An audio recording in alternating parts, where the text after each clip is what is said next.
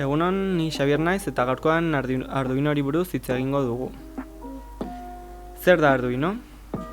Arduino kode irekiko plataforma elektroniko bat da, software eta hardware erabilerrazean oinarrituta.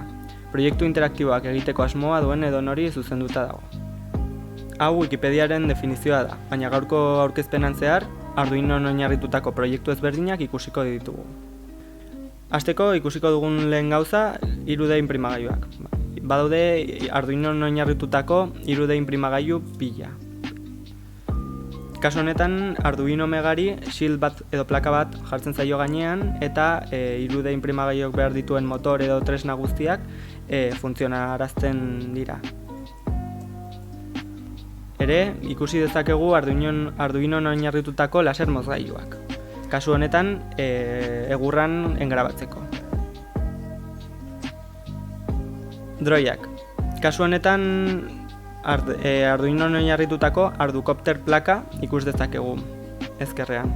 Eskuinean berriz, pixhau plakan ere Arduinon oinarrituta erabiltzen duen droi bat ikus dezakegu. Sateliteak ere Arduinorekin egin ditzazkegu. Kansat lehiaketan adibidez, ohikoa da ikustea Arduinon oinarritutako satelite txikiak. Ezkerrean ikusten dugu suziri bat nola igotzen duen hiru kansat edo, eta irudi horretan ere eskuinean ikus dezakegu kansat baten sensore eta sistema ezberdinak. Hemen ikusten dugun plaka hori honetan, ikus dezakegu Zaragoza Makerspace izeneko erakunde batek ere egin duen kansata. Arduinoren balio indartsuenetariko bat, proiektu komunitate handia duela da edo. Estekan ikusi dezakegun bezala, Project Hub webgunean mundu osoko makerrak, hau da, 3D inprimagailuekin edo Arduino edo elektronikarekin ibiltzen diren pertsonek edozein motako proiektuak igotzen dituzte. Orain webgune horretatik ateratako proiektuak ikusiko ditugu. Thingiverse webgunean ere Arduinon oinarritutako proiektu ezberdinak ere ikusi dezakegu.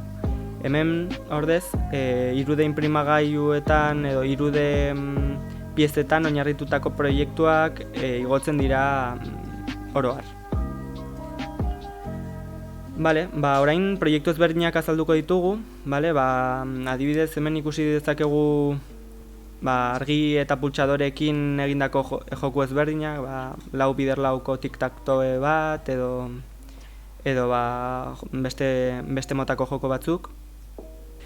LCD batekin ere egindako jokoak edota LED tira batekin egindako jokoak ere ikus ditzazkegu. Arduino munduan robotak ikustea oso ohikoa da. Kasu honetan irakaskuntzara bideratutako robotak ikus ditzazkegu, non bloke xumeekin robotak programatzeko gai garen.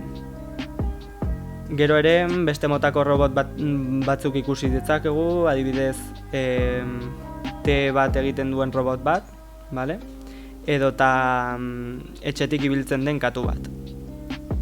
Orain beste robot mota ezberdinak ikusi ditzakegu ere, eskuformarekin edota industriara bideratutako beste diseinu batzuekin.